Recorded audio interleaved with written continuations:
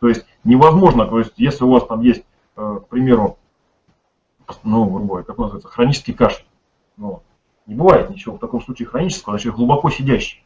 Ну, то есть в любом случае это может быть кратковременное на день-два резкое усиление кашля того же самого, потом полностью уходит вместе со всей этой хронологией, которая была. Потому что? Он сидит глубоко. Мы его там разломали, что с ним будет? Он выходит наружу, образуя банальные каналы такие. То есть выделяется такая прозрачная жидкость водно-маслянистая. Вот это на то, что распадается наша инфекция. Это, то есть если на коже в виде прыщичков, они чешутся, но они не гнойные. То есть это именно такие водянистые. То есть из них вот эта вся дрянь выводится. Банально всплывает.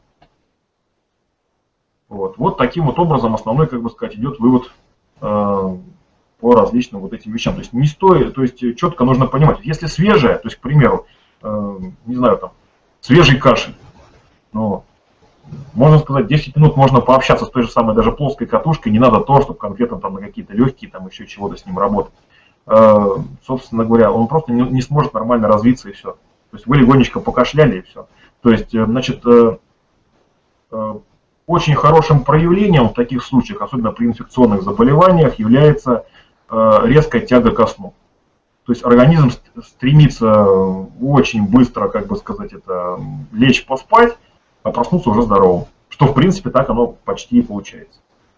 Но, ну, говорю, степени запущенности абсолютно разные. Вот. Некоторые моменты чуть-чуть бывают по-разному происходят. Но в целом в 90-95% случаев все будет один в один, как я только что рассказал. Вот. Еще какие вопросы?